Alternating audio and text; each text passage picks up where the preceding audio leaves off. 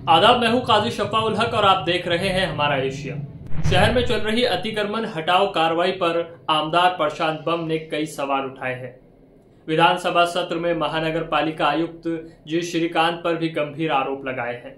आपको बता दें कि इससे पहले भी पूर्व सांसद इम्तियाज जलील ने भी इस कार्रवाई के खिलाफ मुख्यमंत्री को पत्र लिखा था। आइए आपको सुनाते हैं कि इस पर इम्तियाज जलील ने क्या कहा है। प्रशांत बम ने जो आरोप लगाए हैं आयुक्त पर अतिक्रमण को लेकर शहर के, इस पर देखिए, मैं कुछ बातों से तो सहमत हूँ।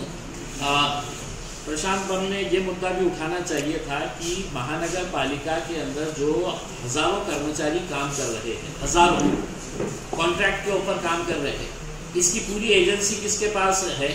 तो एकनाथ शिंदे साहब की शिवसेना के यहाँ के शहर अध्यक्ष जो क्या नाम है, राजपूत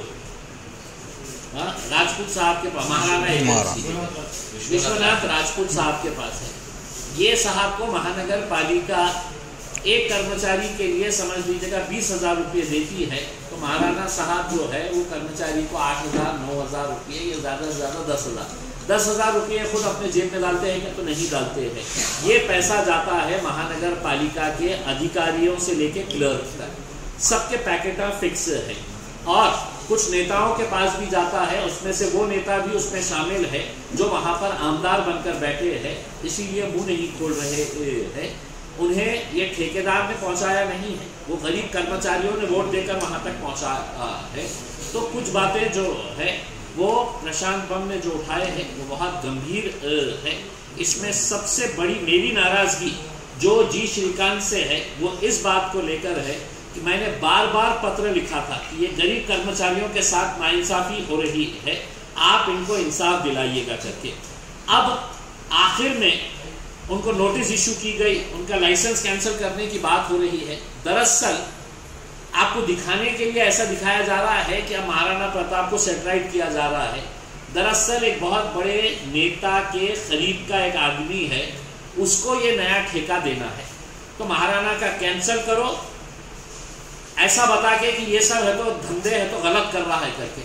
इम्तियाज जलील बाहर बैठ के अगर पता चल सकता है इम्तियाज जलील को, तो वहां पर बैठ के हर महीना 6-8 करोड़ रुपए के बिल निकालने वाले, महाराणा के 8-8 करोड़ रुपए के बिल निकालने वाले वहां के अकाउंट्स ऑफिसर को क्यों नहीं पता चल रहा? वहां के खेटे मैडम को क्यों नहीं पता चल रहा जो उसकी इंचार्ज है? वहां के कमिश्नर को क्यों नहीं पता चल रहा है? यानी कि कहीं ना कहीं इनका भी इसके अंदर साटा लोटा था। तो इस वजह से है तो ये कर्मचारियों को नाइंसाफी हो रही है, तो होने दो, उसके अंदर अपनी पैकेट अपने को मिल रही है, बस ये काफी है। अतिक्रमण को लेकर गंभीर आरोप किए जो शहर में चल रही कार्रवाई। देखिए, मैंने पहले ही आपको ये बता चुका था कि भाई बरसात में कोई अतिक्रमण नहीं होता है, ये कानून है करके, लेकिन इसके बावजूद भी जिस धड़ल्ले से तोड़फोड़ की जा रही है, मेरा एक सवाल महानगर पालिका से ये है कि आपने तोड़ दिए हैं, अब कुछ ऐसे तोड़फोड़ हुई है जिसको 1 महीने के करीब हो गया है, आपने रोड का काम शुरू किए क्या? आप 1 महीने के बाद शुरू करने वाले हैं क्या? आपको नहीं पता है, क्योंकि आपकी जेब कंगाल है, आपके जेब में पैसे ही नहीं है। तो अगर आपके जेब में पैसे नहीं है तो ये लोगों को आप इतने सालों से जो वहां पर अपना घर कारोबार चला रहे थे, आप कह रहे हैं कि साहब बगैर परमिशन के बने हैं, तो आप गांधी जी के बंदर बनकर क्यों बैठे हुए थे कि आपने आंख पे पट्टी बांध लिए थे, आपके अधिकारियों ने कुछ सुना नहीं था, कुछ देखा नहीं था करके? इतने सारे इलीगल कंस्ट्रक्शंस बनने कैसा दिया आपने?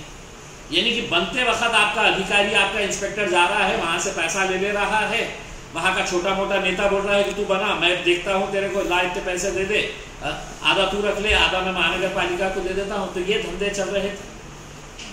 अब अचानक आपको हजारों की संख्या के अंदर है तो सब इलीगल, परमिशन नहीं है करके, तो आप क्यों सो रहे थे इतने साल तक?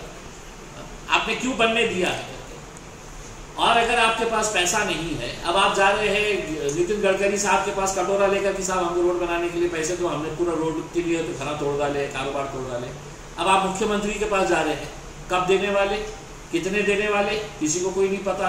फिर पैसा आने के बाद टेंडरिंग प्रोसेस होंगी, बड़ा टेंडर निकलेगा तो तकरीबन नहीं भी बोले तो पूरा प्रोसेस कंप्लीट करने के लिए 1.5 से 2 महीने लगेंगे।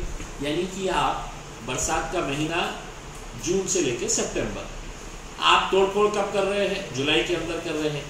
अगस्त, सितंबर, अगर और 2-3 महीने अगर आप रुक गए होते और उसके बाद लोगों को कह दिए होते कि हम अक्टूबर में किसी का नहीं सुनने वाले हैं, हमारे पास रोड के पैसे हैं, हमने टेंडर प्रोसेस कंप्लीट करके रखा है, जिस दिन तुम्हारा घर टूटेगा उसके 8 दिन के अंदर है तो हम अपने रोड का काम शुरू कर डालेंगे, तो लोग भी आपका साथ कोऑपरेट करे होते उसमें।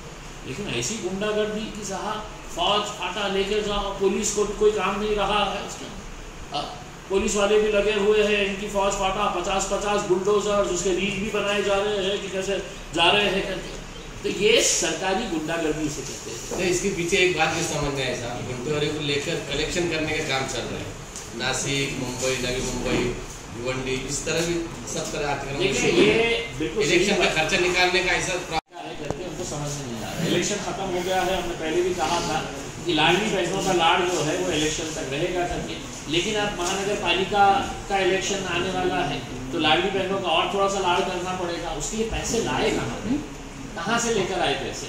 जो पैसा जनता के बीच में जाना चाहिए था वो मंत्रियां बैग में भर कर है तो सिगरेट फूकते बैठे हुए थे, तो वो पैसा जो है जो जनता के बीच में जाना चाहिए वो जनता के बीच में जा ही नहीं रहा है।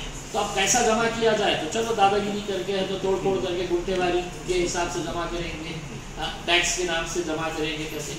भाई इसको आपको तोड़ फोड़ करने की जरूरत नहीं, आपको इस तरह से तोड़ फोड़ करके है तो लोगों का गला दबा के उनके कनपट्टी पे बंदूक रख के पैसा जमा करने की जरूरत नहीं थी।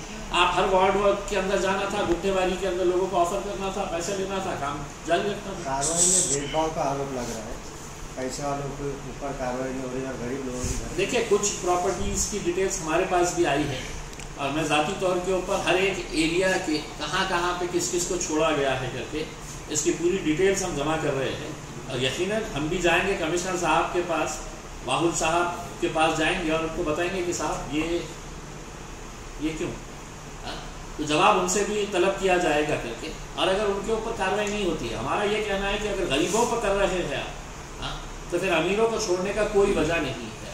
फिर ये मत देखिएगा कि कौन कितना बड़ा धन्ना सेठ है करके। सरकारी प्रॉपर्टी अभी बाधित हो रही, सरकारी प्रॉपर्टी सरकार ठीक है ना, सरकारी प्रॉपर्टीज के लिए उनका खुद का अपना डिपार्टमेंट होता है। रोड जब टूटेगी अमीरों की, गरीबों की, सबकी मिलेगी तो सरकारी डिपार्टमेंट को भी अंदर जाना ही पड़ेगा, उनकी दीवार भी तोड़नी पड़ेगी और वो सब तोड़ने के बाद मतलब फिर अगर कोई बच जाता है तो हम यकीनन नज़र रखेंगे। आपके जरिए भी हम पूछना चाहेंगे कि अगर आपकी नज़र में कोई आता है कि साहब ये लाइन तक खींचा गया है लेकिन ये प्रॉपर्टी छोड़ दी गई है करके, मनपा कह रही है कि हाईकोर्ट का ऑर्डर है, लेकिन हाईकोर्ट का ऑर्डर मनपा बताने के लिए तैयार नहीं है। जब बार बार उनसे पूछा जा रहा है कि हाईकोर्ट का एक्चुअल ऑर्डर क्या है, कोई वकील का ये मानना है, किसी वकील का, कि हाईकोर्ट का जो ऑर्डर है वो एक व्यक्तिगत ऑर्डर है, उसको मनपा आड़ बनाकर पूरी कार्रवाई कर रही है। मैं तो महानगर पालिका से ये ऑर्डर भी पूछना चाह रहा हूँ कि कौन से हाईकोर्ट ने आपको वो ऑर्डर दिया था कि इतने सारे इलीगल घर बनाने दो करके, इतने साल तक आप जो इतने सारे इलीगल कामों को चलने दिए तो वो कौन से हाईकोर्ट के आदेश के हिसाब से किए थे आपने? और अगर हाईकोर्ट का है तो फिर हाईकोर्ट के ऊपर सुप्रीम कोर्ट के भी तो वो ऑर्डर्स हैं जिसके अंदर साफ कहा गया है, गवर्नमेंट ऑफ महाराष्ट्र का सर्कुलर है, मेरे पास अभी नहीं है, गवर्नमेंट ऑफ महाराष्ट्र का सर्कुलर है जिसके अंदर साफ लिखा हुआ है कि किसी भी तरह का कोई अतिक्रमण, कोई तोड़फोड़, कोई बुलडोजर जो है वो बरसात के मौसम में नहीं करनी चाहिए। 2016 का गवर्नमेंट ऑफ महाराष्ट्र का सर्कुलर है। मेरा ये कहना है आपको शहर बढ़ाना है, आपको शहर के अंदर विकास करना है, आप भी चाहते, मैं भी चाहता हूँ होना है, लेकिन ये जो तरीका अपनाया जा रहा है इसका हमें विरोध है। हरसूल का उदाहरण ले लीजिएगा, पिछले साल है तो पूरे हरसूल को है तो तोड़ के है तो 100 फीट का कर दिया गया, 100 मीटर का कर दिया गया, लोगों ने है तो उसके बाद है तो अपना एक छोटा घर बना लिए, जितना बचा था उसके अंदर अपनी दुकान शुरू कर डाले। फिर एक दिन अचानक है तो 8 दिन पहले तो रिक्शे के अंदर माइक लेके घूम रहे कि अब हम आ रहे हैं, हमको और 100 चाहिए करके। आपने का मजाक बना के रखे हुए हैं कि आप कभी भी जाएंगे कुछ भी बोलेंगे कि हमको इतना है करके। आपने पेपर के अंदर ऐड देना चाहिए था कि साहब बाईजीपुरा के अंदर ये गली के अंदर इतने फीट का रोड रहेगा, इतने मीटर का रहेगा, हरसूल के अंदर इतने मीटर का रहेगा, जानला रोड इतने मीटर का रहेगा। किसी को कुछ नहीं पता, आप जा रहे हैं अपनी मर्जी के हिसाब से है तो कोई तो जाता स्प्रे मारता है, ये 16 फीट, वो 14 फीट, ये 5 फीट, ये 6 फीट करके। तो आप कम से कम एक प्रोसीजर के जरिए, और इतनी उतावले क्यों हो रहे हैं भाई? क़यामत आने वाली है, ख़त्म होने वाले हैं, आप पूरे के पूरे क्या वजह है कि आप इतने सालों से ये सब चीजों को देख रहे थे अपनी आंखों से, और अचानक आपके अंदर कौन सा कीड़ा आ गया है कि नहीं साहब अब तो पूरा शहर को गिरा के फेंक डालने का है हमारे को करके सीएम लेवल पर चल रहा है। अगर इम्तियाज जलील बोल रहा है तो इतने सारे ये जो आमदार बैठे हुए हैं इनको शर्म नहीं आ रही है कि अपने लोगों के लिए आवाज उठाए करके? आपने कम से कम है तो ये तो सोचना चाहिए कि भाई हर गरीब आदमी, गरीब क्या मिडिल क्लास आदमी भी रहो, अमीर भी रहो, हर एक को इससे तकलीफ हो रही है। आपने सितंबर के बाद है तो अक्टूबर के अंदर अब आपके पास पैसे ही नहीं है, अब आप देख लीजिएगा उसमें, अब आप रोड शुरू करवाइएगा, जो रोड तोड़े हैं आप शुरू करवाइएगा, अपना घर बेचिएगा, अपने ऑफिस से क्या क्या बेच सकते हैं बेचिएगा, लेकिन काम शुरू करवाइए, क्योंकि आपने लोगों को रोड पे लाने का काम किया। इसमें लोक प्रतिनिधि भी अपना गुस्सा जाहिर नहीं कर रहा है। मेरा यही कहना है साहब, हम तो अब कुछ भी नहीं है, लेकिन हम बोल रहे हैं, हम यहाँ के आमदारों से पूछना चाह रहे हैं, हम खासदारों से पूछना चाह रहे हैं। अरे खासदार तो इतना पावरफुल है कि सुबह है तो शराब की दुकान का एप्लीकेशन देता है और हरकत में आ जाती है पूरी गवर्नमेंट मशीनरी। इतना पावरफुल खासदार रहने के बावजूद भी वो एक मीटिंग क्यों नहीं ले रहे हैं साहब? तो मेरा यह है कि लोक प्रतिनिधियों ने भी है तो इसके ताल्लुक से हम विरोध नहीं कर रहे हैं, आपका जो तरीका है काम करने का हम उसके ऊपर अपनी नाराजगी जता रहे हैं। अगर आपको डेवलपमेंट प्लान के अंदर आया है तो डेवलपमेंट प्लान क्या है, कौन से इलाके की कौन सी रोड, शाह बाजार से चंपा चौक जाएंगे, हम रोशन गेट से आने वाले हैं, लोग रात में सो नहीं रहे हैं साहब, लोगों की नींद हराम हो चुकी है कि साहब कब बुलडोजर आ जाएगा करके।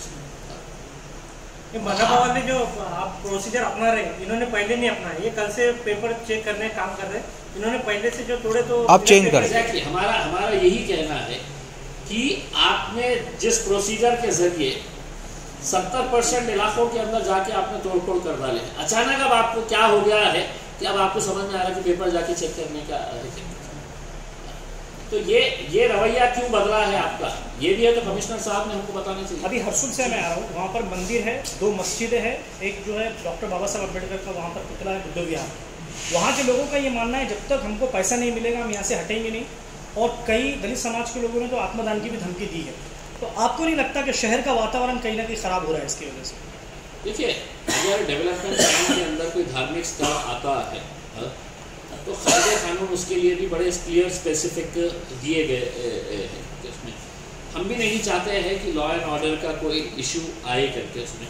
मैं तो लोगों से यही अपील करूँगा कि जिस किसी का भी धर्म का अगर कोई धार्मिक स्थल अगर आ रहा है, उस एरिए के, उस मस्जिद के हो, मंदिर के हो, जिम्मेदारों ने बैठना चाहिए और उसके ऊपर क्या रास्ता निकल सकता है करके ये सोचने की ज़रूरत है हमारे लिए। ठीक है, बात।